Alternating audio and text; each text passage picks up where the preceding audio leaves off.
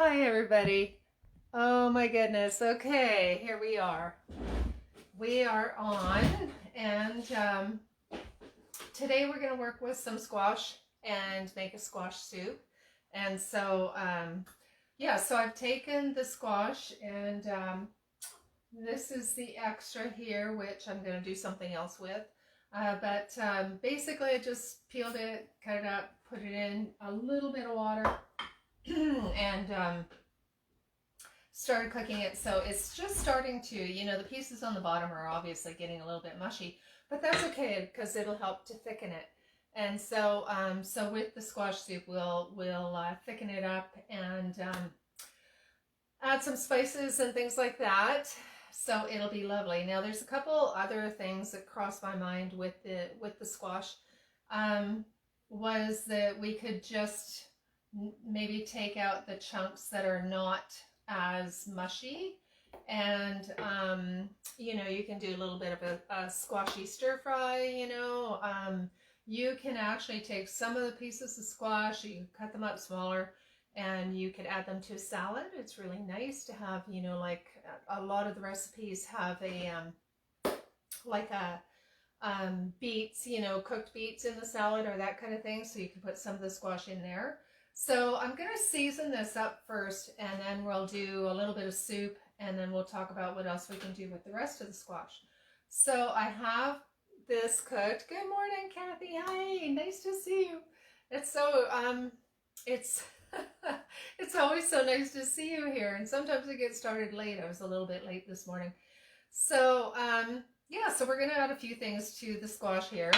And even though the squash is so good on its own, it has so many vitamins and minerals. It's got magnesium, it's got potassium. Of course, it has vitamin C and vitamin A. I think most people know that. Yeah, so here, what I'm going to do is I'm going to add a little bit of turmeric. You'll never see it in the squash, so I could actually add quite a bit. Although the turmeric, if you add a lot, it will, it does have a little bit of a bitter flavor. So, so you just want to be aware of that. And so we'll balance that out with a little bit of maple syrup to kind of just balance out the bitterness. So of course we're adding the turmeric for the anti-inflammatory properties of the, it's got the curcumin in it.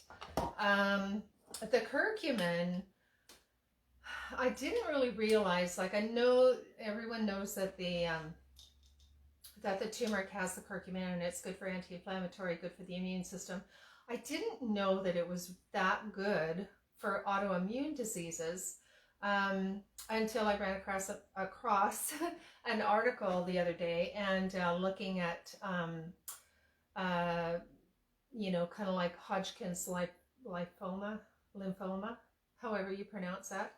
Anyways, yeah, they're working quite a bit with turmeric for that, and so and it's the curcumin in it that does the is working with the immune system. So I was really surprised. So if you know of anybody dealing with those issues, look into this. Actually, there's an article with a whole protocol on the Hodgkin's, and so it goes into explaining exactly what's happening and why that's happening, and then the different in addition to of course your doctor's whatever his protocol for it is, right? So there's like a obviously there's protocol for different drugs that they use up to a certain point, and then after that point, then oh, thank you. Hey Laura, hi. Thank you so much. Nice to see you on here. But when you're going through the doctor's protocol, or the hospital specialist, whoever you're working with, you're going to go through whatever those suggestions are. And then where the herbs come in this particular article is for the healing part and the keeping things at bay, and keeping your immune system as healthy as it can be through the process of the of the disease or of the healing or whatever. So the more that you can work with your immune system and help it to work with whatever protocol, whatever drugs or things that the that the specialist has you on, it's really, really helpful. So yeah, so it was a really great article on that with the turmeric and the curcumin. Off the top of my head, I can't remember the other things, but if there's anyone who's interested in that particular research article, I found it very enlightening and empowering for anyone working with that. So, okay, so we have the turmeric. What we are going to do, I am going to add a little bit of, I'm going to do a couple different things with the squash, so I don't want to add everything to it. Oh, maybe I'm not going to do a couple things with the squash. Maybe I'll do it with this squash here. So, okay, we're just going to make soup. So, there's so many options, right? When you're cooking, there's so many options. You can take a little of this part of your whatever you're cooking, and that part you can split it into three, make three different things. And I love doing that because, you know, whether you're working with carrots or potatoes or squash or broccoli or cauliflower or whatever you're working with, the more that you can make one meal and break it up into 2 or 3 different ones, the more it saves you time. It's more creative, it's more fun, and so it's healthy ways of incorporating even more vegetables into your diet. So, okay, let's just stick with the soup. So we're going to add some ginger. I always love to add a little bit of ginger to the squash soup. And yeah, so this one happens to be kind of a Hubbard squash. Hey, Minette, good morning. Nice to see you. Always happy to see everybody. It's so fun, everyone hanging out for the Facebook Live. Okay, so we're going to add that. I'm going to add just a little bit of the granulated garlic. I don't want to add too much because I don't want to overpower it with the garlic, just enough to bring out a little bit of that flavor. The other thing that's super good with the squash is the nutritional yeast, because it brings in that cheesy flavor. So it's really helpful for the cheesy flavor. It adds it adds a little bit of, well, it adds some B vitamins, B6, and most of the time the nutritional yeast is going to have B12 added as well. So super, super healthy for you. So the other thing I'm going to add here, and hey, Jewel, hi, good morning. Nice to see you on here. It's so encouraging to have everybody hanging out and maybe picking up on a couple health tips and some encouraging recipes. So here, what I've done is I haven't dehydrated this. This is the garden kale that I got out of the garden the other day because I was afraid it would freeze. And so I chopped it up super, super fine just to add to whatever. And I'm just keeping it in the fridge. And if it gets a little, whoops, I always love throwing things everywhere. If it gets a little air in the bottom, then it'll last in the fridge for quite a while. Hey, yes, I'm using powdered ginger because, you know why I'm using powdered ginger? I don't really have to, but because I've already cooked this, and that's actually nutritional yeast, if that's what you're asking about, Jane. And it's nice to see you this morning. But I used powdered ginger because I usually like to saute the fresh ginger so that it really brings out the aroma, which it doesn't matter. I can use fresh too. But I'm going to blend this up. So I was kind of staying away from that. But you know what? I mean, fresher is always better. And these are completely fresh kale and collard, just chopped fine. So anytime you can add some extra greens, extra nutrition, you know, this has all of the, the chlorophyll and the greens. The kale has more vitamin mineral content than almost any other leafy greens. But since Jane's saying, let's do this. I love the Facebook interaction where we all get different ideas. And I'm down to my littlest, tiniest piece of ginger here. So I'm going to put this through the blender, so I'm going to cut the ginger up fine. Usually I like to saute it a bit to bring that flavor out, but you know what? You're right. Why not add it with it being fresh? Because fresh ginger is awesome too. One of my favorite things in the whole world is ginger candies, which chocolate coated ginger, which I have an idea that I might show you after. Okay, so I'm going to turn this on a little bit. I turned it off because it's pretty done, but it doesn't matter. And you know what? It is so done. It's actually so done that I probably don't even need to put it in the blender. Okay, on to plan B and plan C. We love doing that kind of thing. We're always changing our minds with what we're doing, and that's part of the fun of the Facebook Live. If you want a little more structured cooking videos like healthy 15-minute meals, you can go to my YouTube channel where it's just a little more structured and not so fly by the seat of your pants as this Facebook Live is. But you know what? This is, why not? Let's have a few pieces that are going to be nice and, something to chew on while you're drinking your soup, while you're eating your soup. Gives you a few little chunks here to work with. Yeah, I mean, I guess I cooked it enough that we're not even going to be Vitamixing. Okay, I'm going to turn this on again, add a little bit of water. We added the turmeric for the anti-inflammatory properties, and it is a little bit bitter, so I am going to add just a bit of maple syrup just to bring out that sweetness. We had the garlic. I think I always, I'm always wanting, pretty much everything I cook, I want to add the cayenne, because it's so nice to have that little bit of a bite. It warms that up, gives you that warm feeling, especially on a cold day like today. And then the cayenne is just so beneficial with the, helps with circulation. It helps to open up those blood vessels. As we age, our capillaries tend to constrict and contract, towards the middle. And I think that's why, speaking for myself, as I get older, I get colder. Oh my God, that sounds funny. Anyways, yeah, so, you start getting a little bit less collagen, less everything out at the extremities. And so the cayenne opens up the blood vessels, helps to push the blood through to open the blood vessels to the extremities. So really good for getting circulation to your extremities, to your skin, especially to your head. The cayenne is an up herb. It works coming up, circulates going up in the body, and so it will go right up to your head, which is really helpful for circulation to the brain.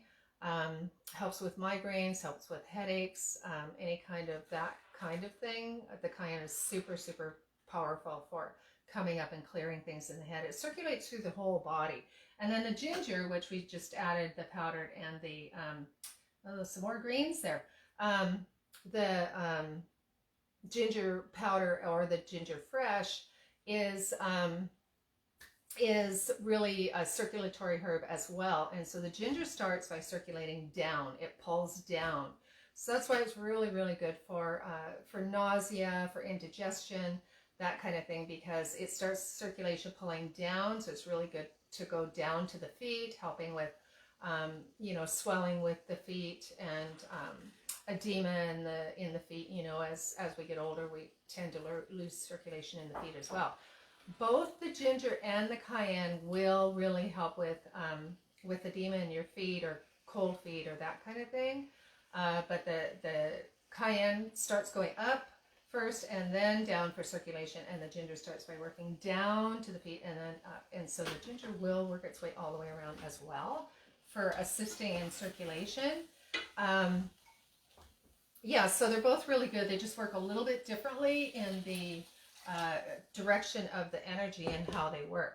So we're going to add a little bit of water here, and this is like, if you just follow what's going on, like I tend to do things without thinking, and I tend to just jump into things without, I don't read how you're supposed to do it first or learn how you're supposed to do it, just do it. But what I found is that I tend to pay attention along the way.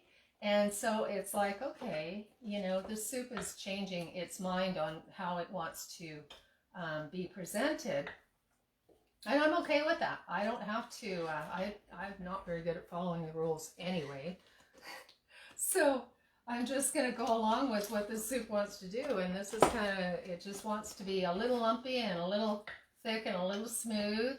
And the other thing I'm going to add here, it's going to look really interesting with the pieces in it. I'm going to add some coconut, because the coconut is just so super amazing in the well, it's amazing in any soup for sure. It definitely just brings everything up a notch. And you know, I don't want to do too coconutty of the. Is there a little piece of the label in there? I don't want to make it too coconutty, you know, so I'm not going to add the whole thing in. But if you're making any kind of almost any soup really, to add a little bit of coconut, just it's almost like adding, it's not like adding salt at all, but it's almost like, just because salt brings in the flavors or brings out the flavors the coconut does to a certain extent. Unless you use too much, then it tastes like coconut. But this is, yeah, so isn't that cool how this soup just decided to be multi-textured? Is that a word? Okay, speaking of salt, we're going to add some Celtic sea salt here. And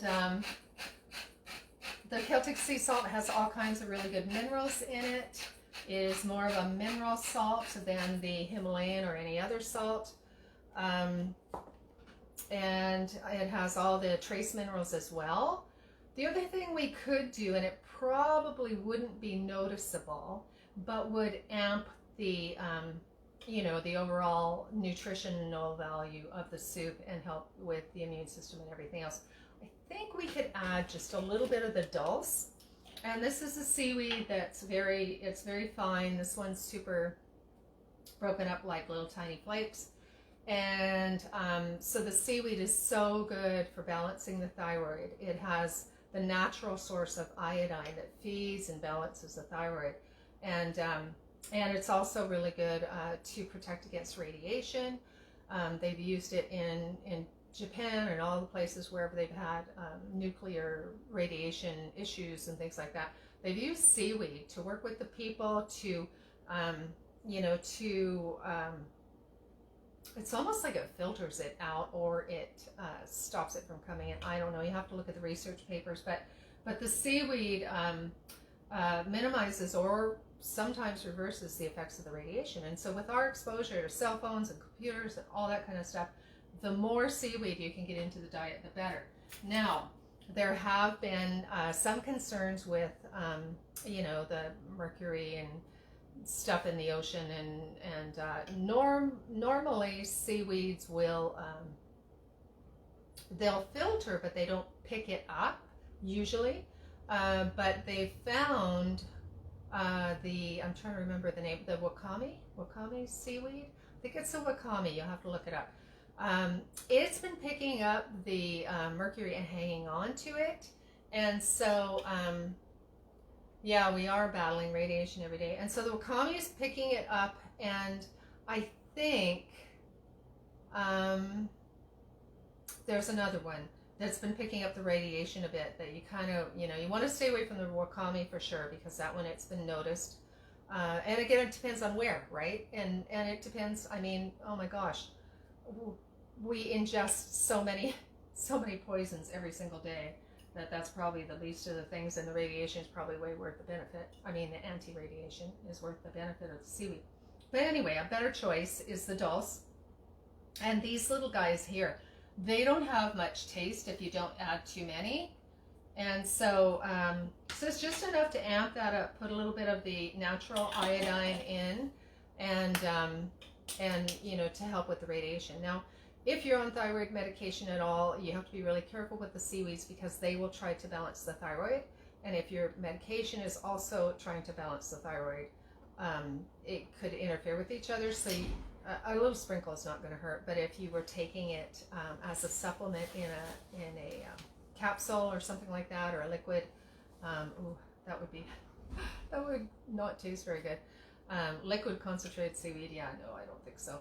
I mean, I know I've done it in certain instances on certain, working with certain issues, but it's, yeah, not one of the tastiest things that you could do.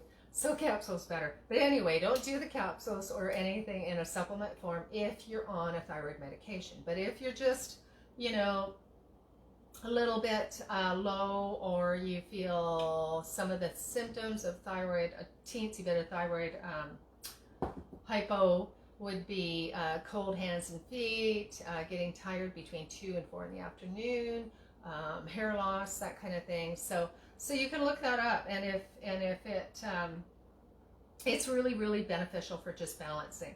So I'm after the radiation, you know, the protection from the radiation. So that's why I do try to add seaweed as often as I can every day. And that is a better choice than some. So you're not even going to notice this, and look, it makes it more interesting because it's got the little specks, right? So we're after the color, and that's also part of the reason that I put the kale and the collards in is, you know, it just makes it prettier than your average standard squash soup, which I've made lots of that looks beautiful too. Okay, let's get those seaweeds in there so the hot liquid can open up their little cell walls. Anytime you're working with a herb or a plant or whatever that is, like for a tea, if it is fresh, then the cell walls are they're protecting the ingredients. They're protecting the medicinal qualities, you know, or the medicine in the plant. And so if you're making a tea, it's always more powerful, nearly always, there's a few exceptions, but nearly always more powerful if the plant material or the leaves or whatever you're using is dried. Because once you dry the leaf, that breaks down the cell walls that are holding on to the medicine or whatever, the vitamins, minerals, whatever it is you're after. So when you dry the leaf, you actually access more of the medicinal properties of the plant. So it is kind of, you know, with the seaweed being dried, that breaks down the cell wall, so it's more available, all the minerals and everything. And also with these guys here, they're drying out a little bit, but not too much. You know, I like to, ideally what you'd want to do, because, you know, of course, anything raw is going to have more nutrition and be better. So you could sprinkle some of this over right before you serve it. And so it's a handy thing to have, is a little, you know, all I did was throw the leaves into my little processor and grind it up into like flakes, and this is all completely fresh. Sprinkle it on your salads, sprinkle it on your whatever, your soup. It's really important. You can have a little jar of these greens sitting in your fridge all the time, and you could have it with thyme, fresh thyme. You could have it with parsley. You could add some chives. You could add, you know, anything that you want to this. This is kale and collards, but you can add little bits of dandelion, which is super awesome, good for the liver, so good for you. So anyways, okay, I'm going to turn this off now. And, okay, so we did the salt, we did the cayenne, we did the turmeric, we did seaweed, we did ginger, we did nutritional yeast. Okay, so I think that's pretty good. If you wanted to, you could add, you know, just sprinkle a little cinnamon on top with the, or even maybe a little bit of nutmeg, like right before you serve it. And then sprinkle the greens on. So that's pretty done. I think you guys can see that okay. See how nice? Pretty. Okay, I was going to show you something else super, super fast, easy, and pretty healthy. We have bananas. Okay, so we have some fresh bananas, and we are going to, oh my gosh, where did that go? Okay, here we are. Okay, here, yes, this is what I'm after. Okay, sometimes I have so many things because I get distracted with trying so many different things. So I've got all this variety of beautiful things that I can add and change the recipes. Anyway, what we're going to do is we're going to make a just a little chocolate syrup. So we're going to add some get my glasses on. We're going to add a 1/4 cup. Okay, let's go for a 1/4 cup.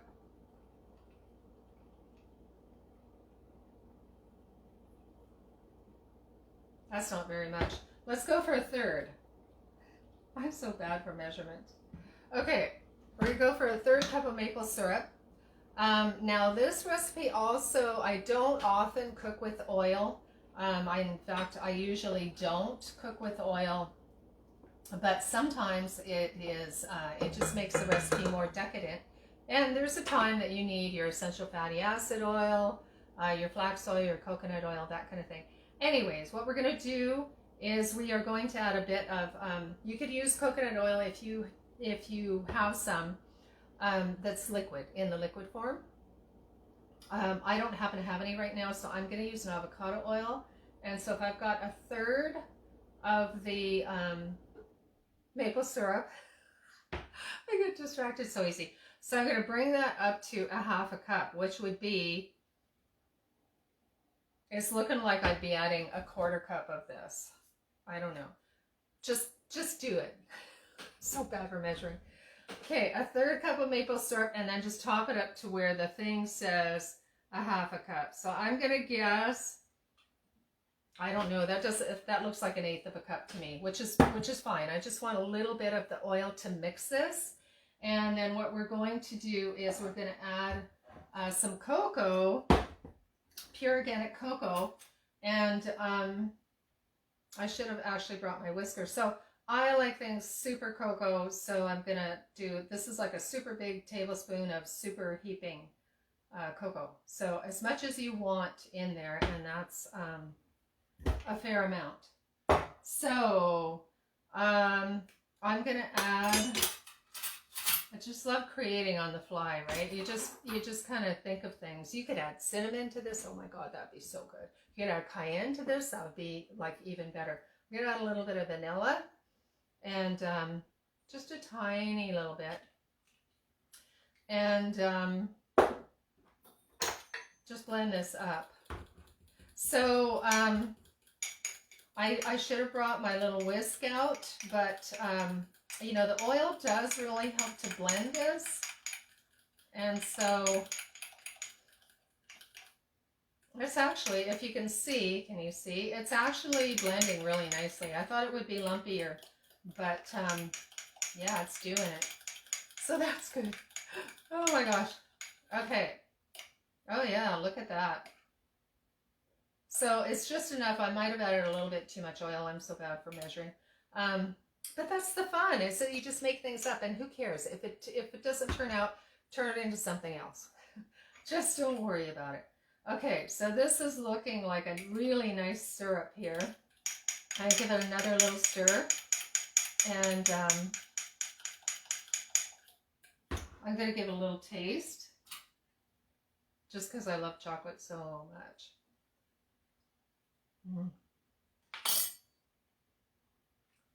It tastes, I love chocolate so much. I'm going to add more. I can still taste the maple syrup. Heaven forbid, right? Oh my gosh, I just love it. So yeah, I know I want this to be super, super rich, and I'm like okay with that. So that was another like heaping teaspoon. Okay, it's up to you guys to figure this out. That was 1 super heaping tablespoon plus 2 super heaping teaspoons. So whatever you think that comes to. And I'm so lucky that that people will often write down the recipe for me, because I'm so bad for that. If you go to my YouTube, like I said, it's a little more structured. The recipes there are not live Facebook. They're actually videos that I made that for YouTube, so they are a little bit more structured and a little more using measurements. Oh, look, now it's turning into fudge. I love that. Oh, so exciting. Okay, now that is going to be perfect. I don't even need to taste it. I know that's going to be like super rich. Okay, and so what you're going to do, it might be a little too thick, but I don't mind. I'm gonna attempt it. I'm gonna attempt a drizzle, but I might have made it a little too thick for drizzling, but let's see. Drizzle. Oh, well, drops will do. Over your bananas. Or whatever, you know, fruit, strawberries, whatever. Okay. A little bit there. You have to get the perfect amount of chocolate on each one. Oh my God. Okay, so just stick this in the fridge and you know, put it in another container, put a whatever saran wrap or something over it, or in a jar with a lid.